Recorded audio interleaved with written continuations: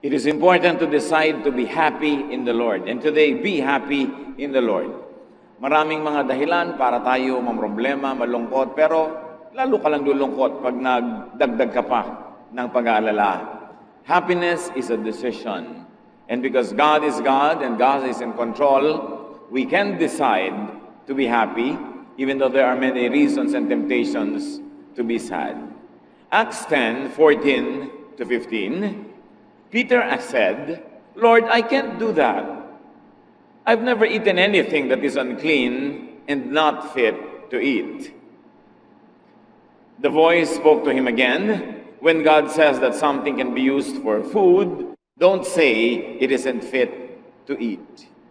Ang eksena ay nang si Pedro ay pinapakain ng Panginoon ng mga bagay na hindi kinakain ng mga Israelita dahil ito'y tinuturing nilang marumi.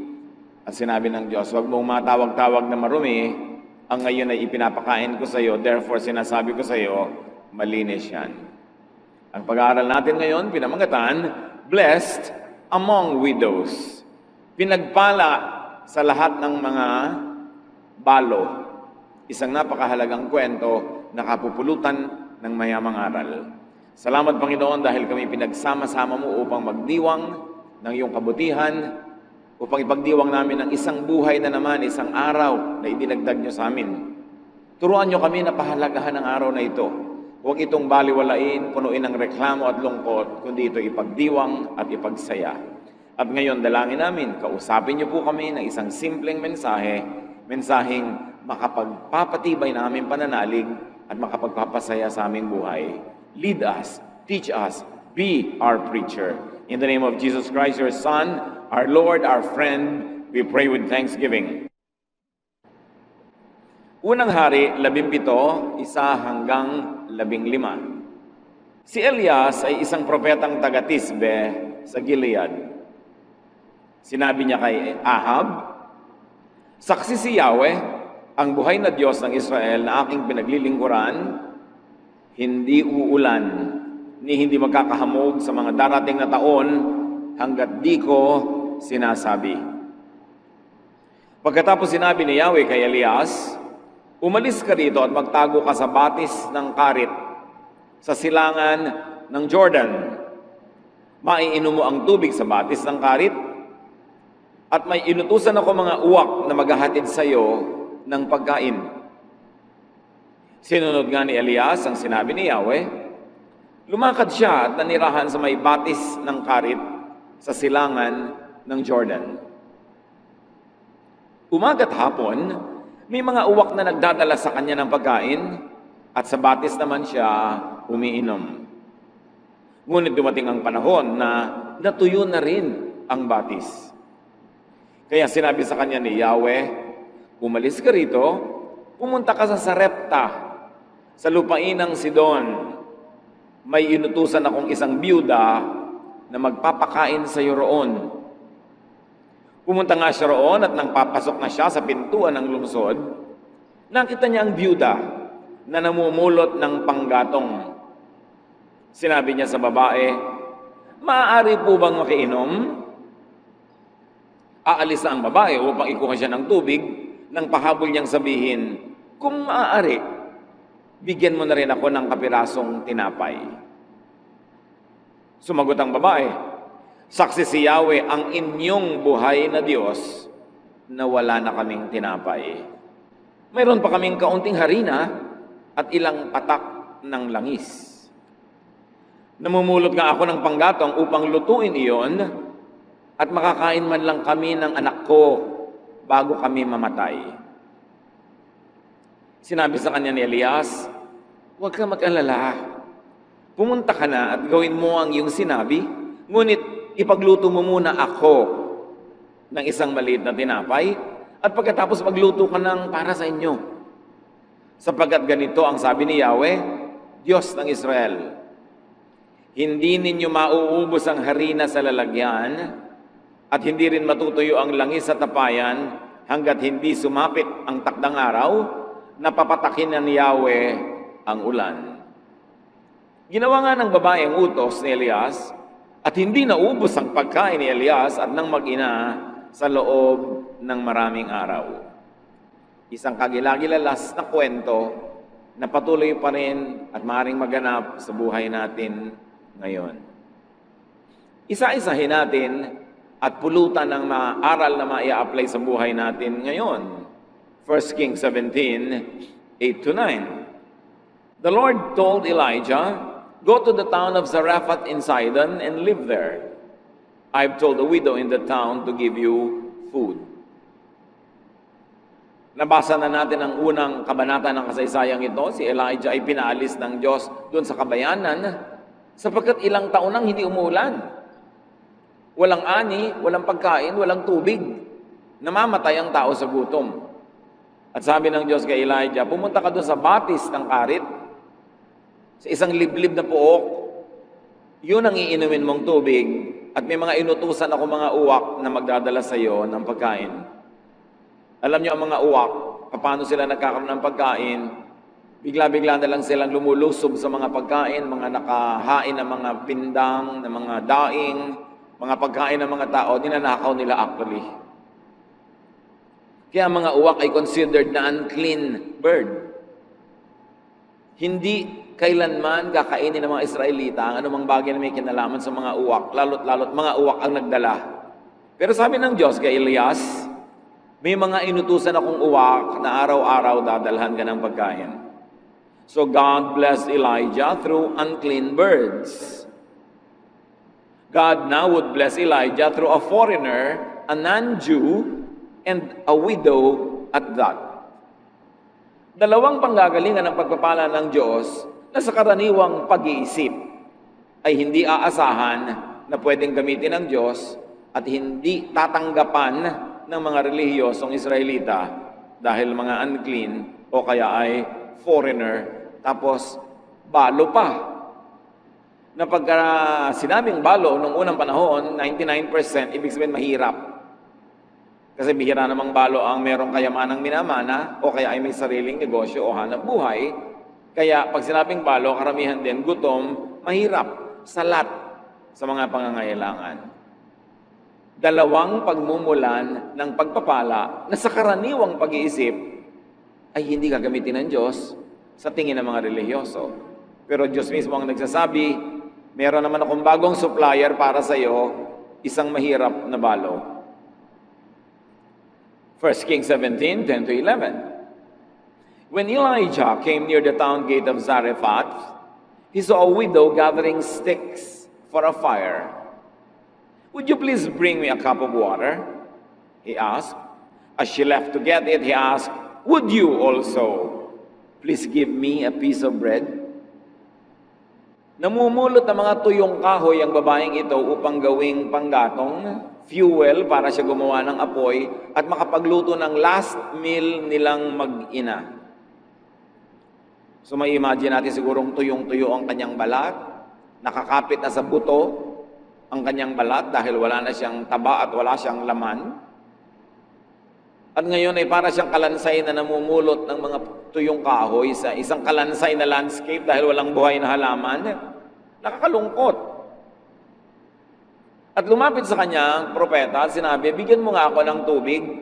At sa kabila ng lahat, nakulang na nga ang tubig, buong puso namang tumalima ang babaeng ito. Papapunta na siya sa kanyang tahanan para kumuha ng tubig. Nang biglang sabi nitong si Elijah, siya nga pala, pakidagdagan mo na rin ng tinapay, ha? Water? O sige, bibigyan na nga, pero bread during a grave drought? It seemed to be a very tall order. Parang imposible, una na ibigay, at mas imposible naman itong mama na to, ang lakas ng loob humingi ng ganitong bagay. Pero alam na natin na inutusan ng Diyos ang babaeng ito. Hindi natin alam kung paano niya nalaman ang utos ng Diyos. Maaaring siya kinausap o maaaring unconsciously nakalagay sa kanyang isip na talagang magbigay sa araw na yon o maging mapagbigay. Kaya yung pagbibigay ko minsan, ang nag-uudyok talaga sa atin Diyos, huwag nating pigilin.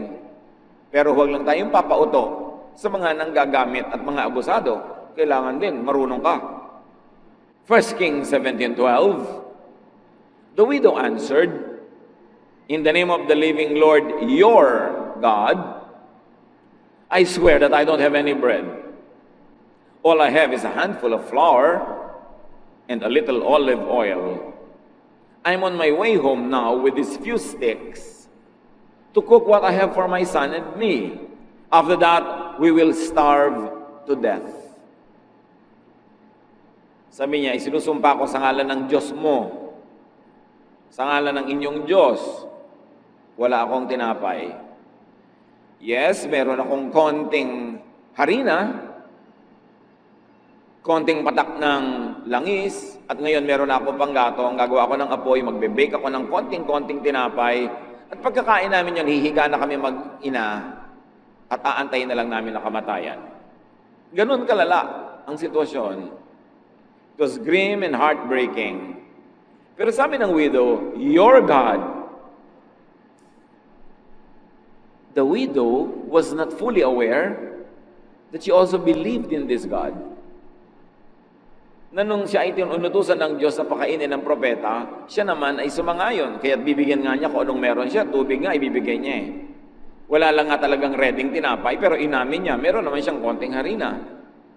Alam niyo po ba na maraming mananampalataya na hindi nila alam na mananampalataya sila?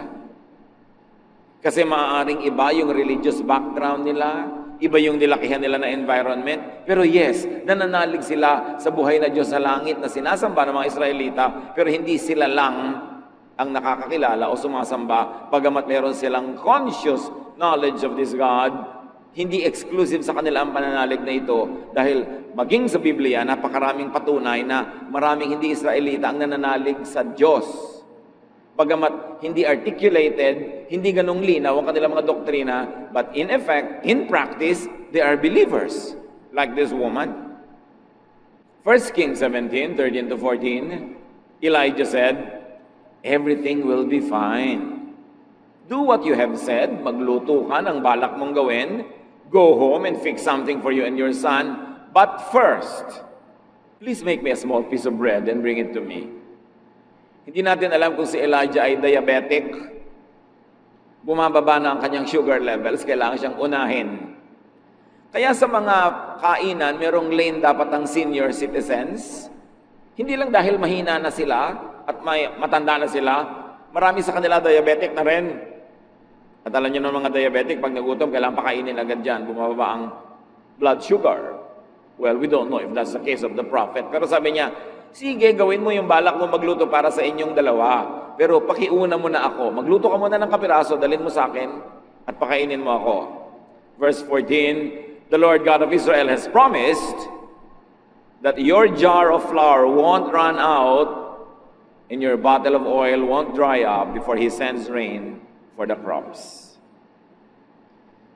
Sabi niya, tama ka, magluto ka, pero unahin mo ako. Maaaring ang uunahin niyang lutuin, yun na yung lahat-lahat ng harina niya. Wala nang matitira sa pangalawang luto. Pero sabi ng propeta, pag ginawa mo yan, hindi mauubusan ng laman ng iyong banga. Tuwing dudukwang ka at titingnan mo ang loob, meron ka uling maluluto, kaya sige na, ipagluto mo na ako. Siguro ngayon, sa mga young people, pag sinabi mo yan, ang sagot nila sa iyo, uunahin talaga kita. Huling-huling supply na nga ito. 1 Kings 17:15, the widow went home and did exactly what Elijah had told her. Sabi sa inyo, mananampalataya ang babaeng ito Hindi lang niya alam. She had great faith. She was a believer, better than most people, na yung pananalig nila ay nakadoktrina, nakakwadro, nakasulat, nakadikit sa refrigerator, pero hindi naman ginagawa sa totoong buhay. Ang mga paniniwala nila ay malinaw na malinaw, ipinaglalaban, ipinagtatalo, nakikipagdigma sila at nakikipagdebate, pero sa totoong buhay, hindi naman sinusunod. Ang babaeng ito, hindi malinaw sa kanyang pananalig, hindi niya nga alam, mananalig pala siya Pero sa totoong buhay, she practices that faith. And at least, what she had was kindness.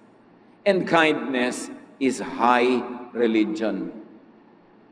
May bubuti pa bang relihiyon sa pagiging mabait? Sa pagiging mabuti? Aanin mo ang relihiyon kung di ka naman mabait at mabuti. So ang babae ay sumunod.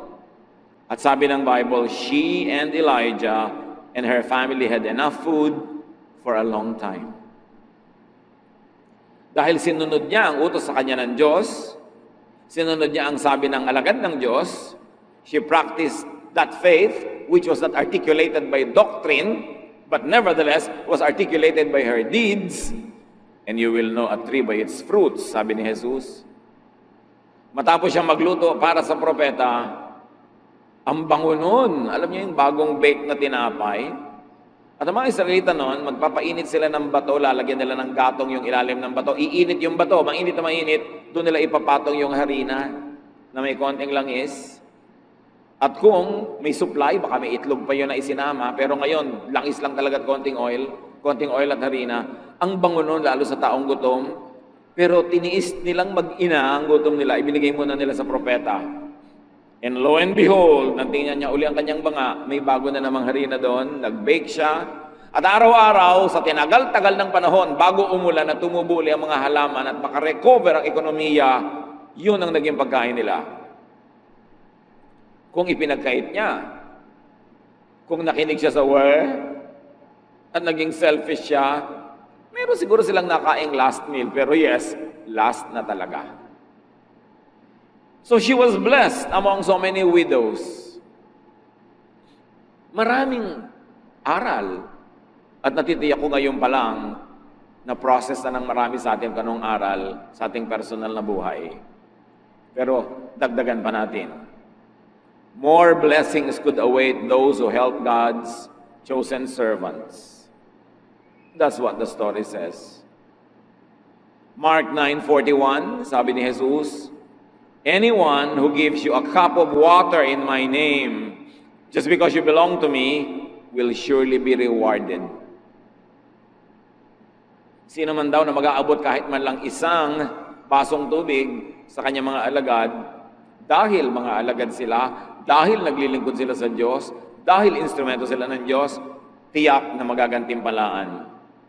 Ang babaeng ito, hindi lang tubig, pati yung huling tinapay, ibinigay pa niya.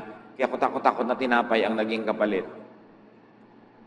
Isang aral is that more blessings could await those who help others, even though they themselves are also needy. Ang pagbibigay sa kapwa sa panahon ng sagana ay maganda. Pero hindi ka hanga-hanga kasi sagana naman eh. Pero ang pagbibigay sa kapwa sa panahon ng pangangailangan, ng kagipitan, ng kasalatan, dakilang pananalig. Pananalig sa ano? Pananalig kanino? Pananalig sa Diyos. Na pag gumagawa ka ng mabuti, kahit sa panahong nangangailangan ka, nakikita yun ng Diyos, at Diyos ang siya magpapalit ng iyong mga ibinibigay, Diyos ang siya magbibigay naman sa iyo. Because you cannot give what you never received at first.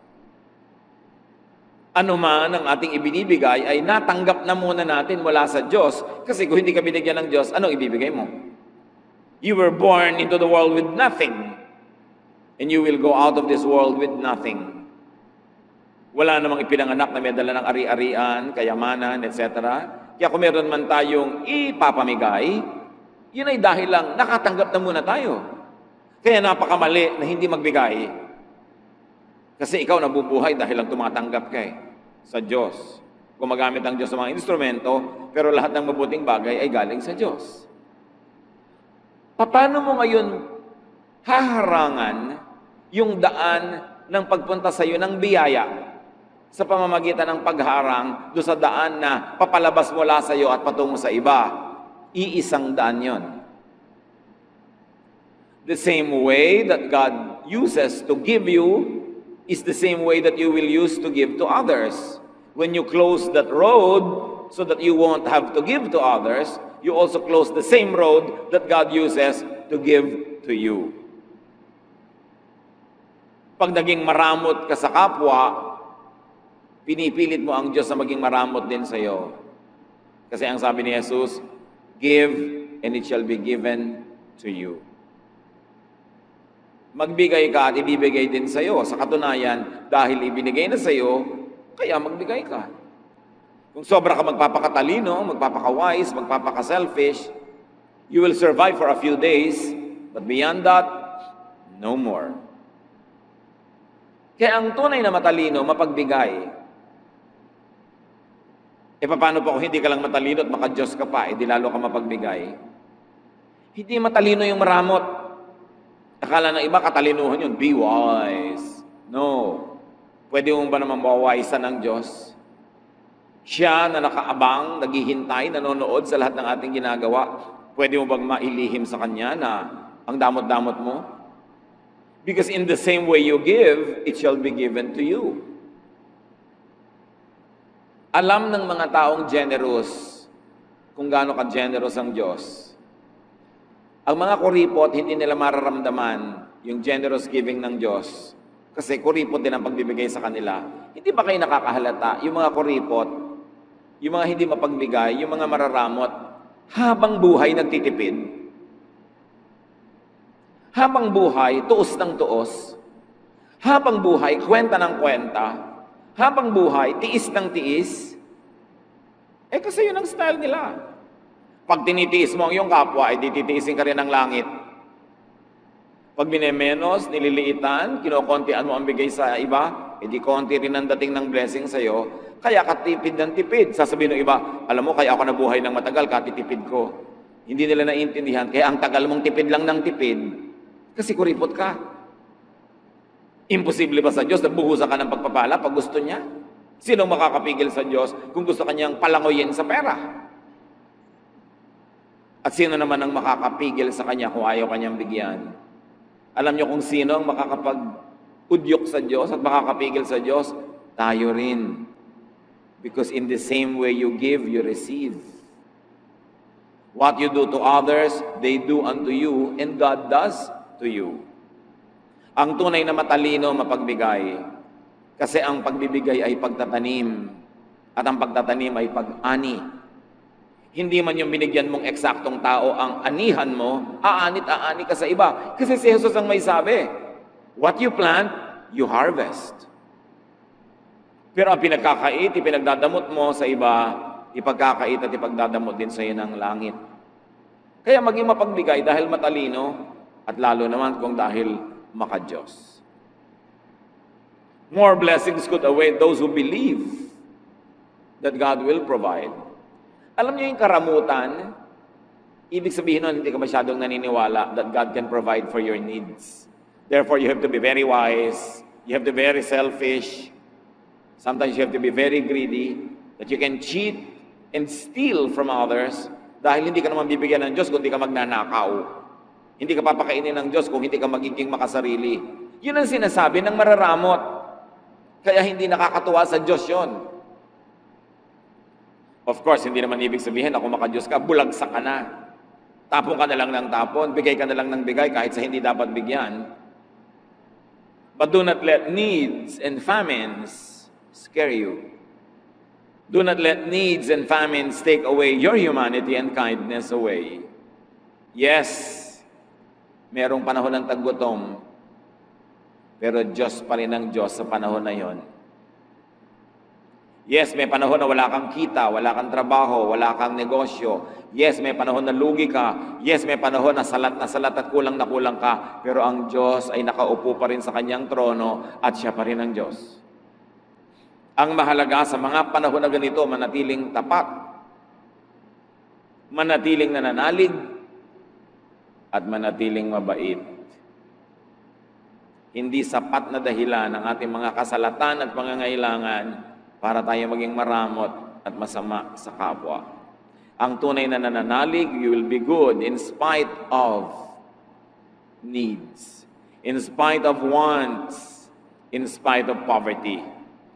Hindi ka bayanihan sa mayaman na magbigay kasi hindi naman niya babawasan ang pagkain sa plato niya. Bagamat kabutihan yon. Pero kabayanihan, sa taong kokonti na yung pagkain niya, sasaluhan pa niya ang iba. Sa palagay nyo, hindi yun nakukwenta ng Diyos? Hindi yun nakikita ng Diyos? Kaya ang karukhaan ng pangangailangan, ng paghihirap ay napakalaking tukso. Akala ng iba, ang tukso lang isang babaeng nakabikini na nakaupo sa malaking plato. O isang gwapong lalaking nakatrunks at kikindat-kindat sa'yo. Laging yun lang ang tukso. No! Ang kahirapan ay kasalatan ay napakalaking tukso na maging maramot, na maging makasarili. Tukso rin yun. At yung pagyaman, malaki rin tukso. Kasi yung yumayaman, lalong gustong yumaman. Kaya napapansin nyo, mas yumayaman, marami, mas kumukuripot pa. Kasi tuwang-tuwa siyang dumadami yung iniipon niya, nagiging Diyos na niya yon. Tukso rin yon. Maraming tukso. Pero kung nakafocus ka sa Diyos, hindi ka malilito ng ganito mga bagay. So this widow was really a believer, though she was not an Israelite. But she was better than all of those Israelites at the time because she was the only widow blessed by God during that famine. Not one widow in Israel was blessed. So be discerning. Yes, be good, but be discerning even in dispensing kindness. Hindi ibig sabihin ng kabaitan ay kawalan ng talino. Alam niyo naman, sabi nila, kapatid ng kabaitan ang kablangkan. Madalas talaga nakakalito yung dalawang yon, kung mabait ka ba o blank. Pero ang tunay na makadiyos, mabait pero matalino. Be discerning in dispensing kindness, especially to religious opportunists. Marami mga oportunistang relihiyoso, gagamitin ang verse na ito para katasan ng mga widows, katasan ng mga mahihirap, makuha ang mga pera nila, mapunta sa isang bundat na bundat, busog na busog, at ang yaman-yaman ng mga relihiyosong leaders. So matalino ka rin, and be discerning, especially in entrusting scarce resources to others. Konti na nga yung resources mo, yes, nagbigay yung babae, pero hindi kahit kanino na lang, ibinigay naman niya dun sa propeta na sinabi ng Diyos ay bigyan niya. Matthew 10:16, sabi ni Jesus, be as wise as snakes and as innocent as doves. So kailangan wise ka kung mananampalataya ka, hindi ka blank. Hindi ko mo mananampalataya ka, blank ka na. Dapat matalino ka. Kailangan nag-iisip ka, hindi ka basta bigay ng bigay. Pinag-iisipan, ipinapanalangin. Pero ayon sa udyok ng Espiritong Banal, we become generous. Belief in God is not limited to those with religious awareness. Nakita niyo yon? Wala namang masyadong sinabing religious awareness ang babaeng ito. Pero ang pananalig niya, platinum. Kasi nakikita sa gawa. Ang tunay na pananalig ay nakikita sa gawa, hindi sa salita. Hindi sa doktrina, hindi sa laki o version ng Biblia na hawak mo, kundi sa gawa. Kaya maraming mga tao hindi relihiyoso sa biglang tingin, pero mas spiritual pa kaysa sa mga relihiyoso dahil sa gawa. By their deeds you will know them, sabi sa Bible. By their fruits you will know them if they are children of God. And apparently, very clearly in this story at least, and in many more other stories, God's blessing is not limited to Israel or to Israelites. God's blessing is not limited to certain persons or groups of persons. Walang limitasyon kung sino ang pwedeng pagpalain ng Diyos. Hindi garantisado na pag relihiyoso ka, blessed ka na. At meron naman mga hindi relihiyoso na be-bless. Luke 4:25-28, sabi mismo ni Jesus, isa sa mga konting kwento sa Old Testament na kinote ni Jesus, once during the time of Elijah, there was no rain for 3.5 years. And people everywhere were starving. There were many widows in Israel, but Elijah was sent only to a widow in the town of Zarephath near the city of Sidon. When the people in the meeting place heard Jesus say this, they became so angry. Nangangaral si Jesus sa loob ng bahay dalanginan nang inungkat niya ang kwento ng babaeng ito.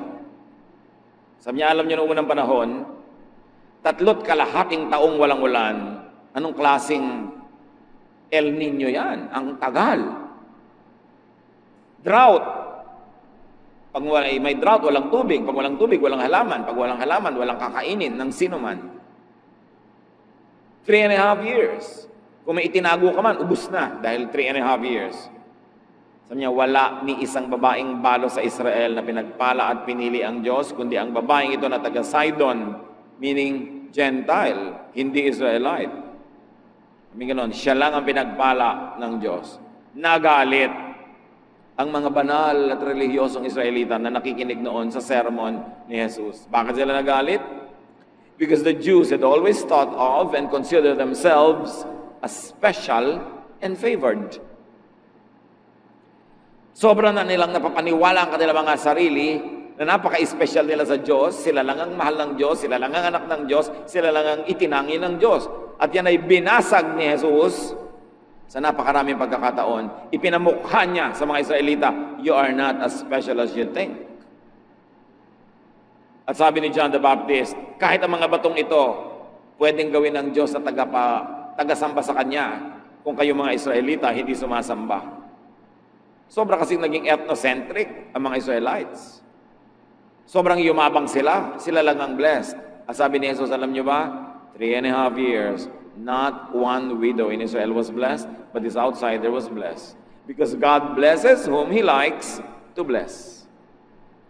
Hindi mo pwedeng limitahan ng Diyos na yung gusto mo lang i-bless niya, ang i-bless niya. The Lord told Moses that He has pity and mercy on anyone He wants to. Kung sino man ang maibigan ng Diyos sa kaawaan, tulungan, sino ang makakapigil sa Kanya. So God can bless you because, maganda yon, na pagpapala ka dahil bagay ka, karapat-dapat ka, marami kang ginagawang mabuti, religyoso ka, etc. But God can bless you in spite of.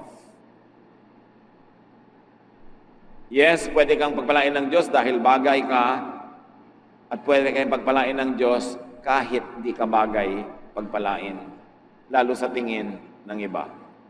God can bless you anyhow, anyway. Ganon kahiwaga ang Diyos. At kahit nagugutom ang buong bayan, God can bless you if God likes to bless you. Kahit huling harina mo na yon, pwede niyang dagdagan kung gusto niya. Luke 1:37, nothing is impossible for God. Walang imposible. Kaya pagka meron tayong mga suliranin, meron tayong mga pangangailangan, huwag kayo dun tumitig. Ang titigan nyo yung Diyos na kayang lutasin ng ating mga suliranin. Pag meron kang pangangailangan, ang titigan mo yung Diyos na kayang magbigay. Pag may kinakatakutan ka, ang Diyos ang tingnan mo na siyang nagbibigay sa iyo ng proteksyon laban sa iyong kinakatakutan. Sa oras na ang tingnan mo dilim, nalilimutan mong may liwanag. Pag ang pinakuan mo ng mata ay problema, nalilimutan mong may solusyon. Lahat ng problema may katapat na solusyon. Pero pastor, wala pong solusyon ang problema ko. Eh di hindi problema yon. Kasi pag may problema, may solusyon. Yun ang ibig sabihin ng problema. Pag walang solusyon, hindi problema, huwag mong problemahin, tanggapin mo. Kaya naman kung minsan nahihirapan ka, pinoproblema mo ang hindi problema. Halimbawa, ang height ko lang po, 3 feet and 2 inches. Problema ba yan? Anong solusyon? Wala po. Di hindi problema, tanggapin mo. Tumungtong ka na lang sa bangko. Ba't mo pinoproblema? Hindi pala problema dahil walang solusyon. Ngayon, kung may solusyon, yun ang problemahin mo. Tumingi ka sa Diyos ang lakas na malutas yan. Walang hindi kaya ang Diyos. Mark 9:23, if you can, said Jesus, everything is possible for one who believes. Bakit may nangyayari sa iba at sa iba wala? Maraming dahilan. Maaring hindi na kalooban ng Diyos para sa kanila, maaring hindi pa yun ang panahon. Pero ang pinakamalaking dahilan ay ang ating personal na pananalig. Sabi dito ng mga humihingi ng himala kay Diyos, kay Jesus, kung kakayanin niyo po, kakayanin ninyo, natulungan kami. At sabi ni Jesus, kung kaya ko, siyempre kaya ko. Pero hindi yung kaya ko pinag-uusapan. Ang pinag-uusapan ay, nananalig ka ba? Given na kaya ng Diyos. Pero hindi komo kaya ng Diyos ay gagawin ng Diyos kung wala ka namang pananalig. So yung pananalig mo ang susi na magbubuka sa lock ng pagpapala ng Diyos Yes, may pagpapala sa loob. Meron, kaya niya. Pero ang magbubukas doon ang iyong pananalig. Kaya kailangan nananalig. What are your needs? Tulad ng babaeng yan, may mga pangangailangan tayong lahat. Ewan lang kung merong mas sisidhi pa sa pangangailangan niya. Nakakain na sila ng huli nilang pagkain mag-ina at mamamatay na sila. Ewan kung may makakaproduce ng mas malalapad dyan at wala. Therefore, may solusyon ng needs na yan. Nakakita na ba kayo ng banga na hindi naubusan ng laman? Kung yung masabi-sabing wala dahil kakatingin-tingin lang natin, meron. At kung nakabukas na yung spiritual eyes, you must have seen it already. Hindi ito kwentong kutsero, hindi ito kwentong barbero, ito ay Biblia na pinag-uusapan natin. Salita ng Diyos, merong banga na hindi nawawala ng laman. At yung bangang yon, pwedeng banga mo sa bahay. Sa katunayan, baka nga kaya buhay ka pa ngayong kapatid kasi hindi naubos-ubos yung banga. Hindi mo lang nahahalata na pinagpapala ka ng Diyos. Kasi kung hindi ka pinagpapala ng Diyos, dapat matagal ka ng patay. Dapat matagal ka nang namatay sa gutom, nasagasaan ka na ng lahat ng tricycle at tren at kotse, sa lahat ng pagtawid mo sa lansangan, nahulog ka na sa lahat ng kalsada, nalunod ka na sa lahat ng swimming pool, nalason ka na sa lahat ng pinagkakakain mo sa mga tabi-tabi. Buhay ka pa nga, hindi ka ba malaking himala ng Diyos? Tapos nalilimutan natin, yes, himala tayo ng Diyos. Kailangan pa ba talagang may mga trompeta ng anghel, mga kulog at kidlat at mga kampana para malaman mo naghihimala sa buhay mo ang Diyos? And most of the time, we are ungrateful, blind to the blessings of God dahil hindi tayo nakatingin. O pagtingin mo, mayroong laman, sabi mo, ay, walang palaman. Walang dressing. Nalilimutan natin kasi kuminsan yung pagpapala kasi ang hinahanap natin yung icing, ang laki-laki ng cake na nasa harap mo. Nandito pa tayong lahat dahil katulad tayo ng babaeng ito. Up to this moment, at the very least, hindi na ubusan ang banga nyo. Kahit mga kuminsan napakaburara natin, napakapabaya, kuminsan hindi maingat, pero ayan, buhay pa rin tayong lahat. God can bless you. And remember this, God can bless you even through ravens. Kahit unconventional at unclean, maruruming mga uwak, ginamit ng Diyos para kahit panandalian, buhayin yung kanyang anak na walang makain. So, hindi na kailangan magselan-selan ka lalo sa panahon ng pangangailangan. Nauunawaan niya ng Diyos at may ganap at sapat na mga halimbawa sa Biblia. Ang Diyos nga nagsalita sa pamamagitan ng isang donkey.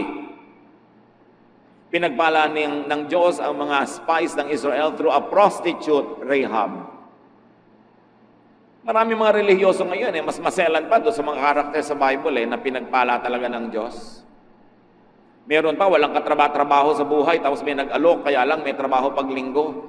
Ayaw payagan ng kanyang religious leader na magtrabaho dahil linggo kailangan nasa church. Namamatay ka na nga sa gutom, hindi ka pa tatanggap ng trabaho, di magsimba ka pag Miyerkules, pag Huwebes, pag Sabado. Tatanggihan mo yon? Meron pa nga nagtatanong, paano po yan? Nagtatrabaho po ako sa ganito, ganun. Nasabi po ng leader namin, hindi daw banal yung pabrika na yon, hindi daw banal yung trabaho na yun. May iba ka bang choice ngayon? Wala nga po. Di binibigay sa'yo ng Diyos yan para ka mabuhay kahit panandali. Di maghanap ka ng iba. Pero habang hindi ka nakakahanap, ang gusto mo, magpakamatay ka sa gutom. Patayin mo mga anak mong nakaasa sa'yo dahil ang banal-banal mo. Itong ang propeta, pinakain through these ravens. And this prophet, a man, was fed by a widow. Meron bang imposible sa Diyos kung gusto kanyang pagpalain? Kaya sabi ni Pedro, hindi po ako makakakain ng mga yan, marumi. At sabi ng Diyos, wag na wag mong matatawag na marumi ang ipinapakain ko sa iyo. Ako ang nagpapakain. The earth is the Lord's and everything in it. And no one can and should stop God to bless you.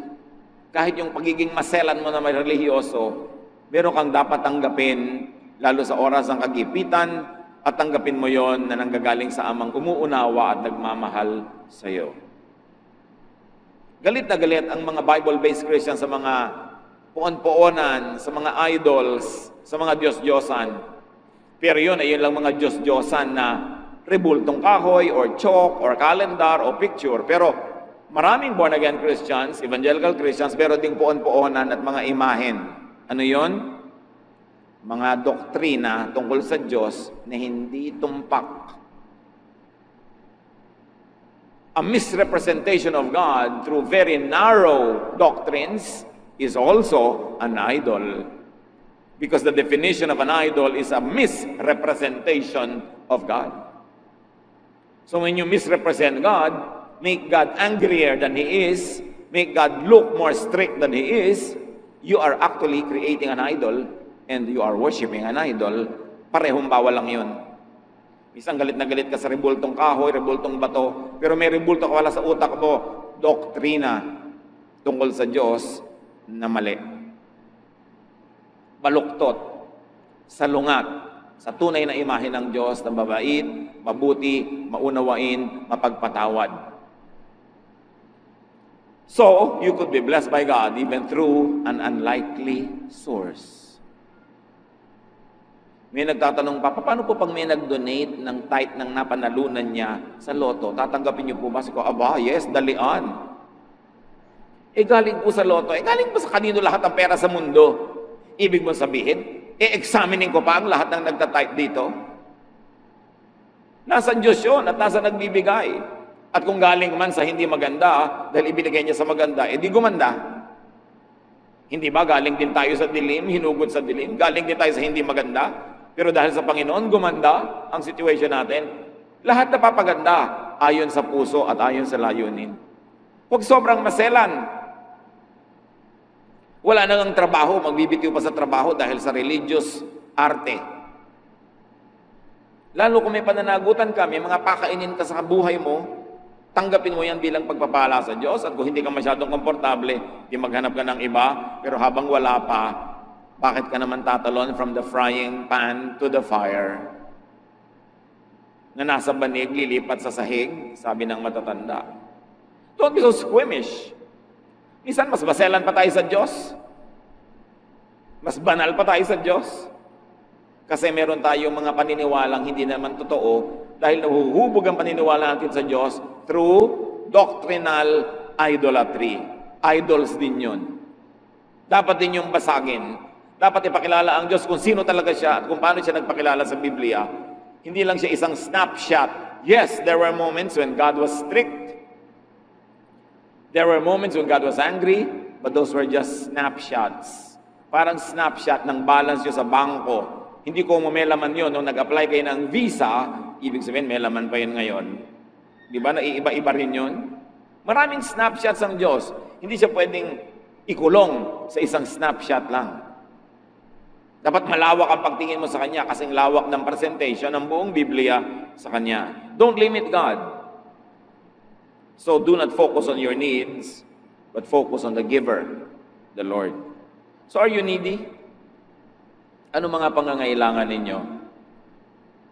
Anong mga kalungkutan ninyo? Anong mga kasalatan?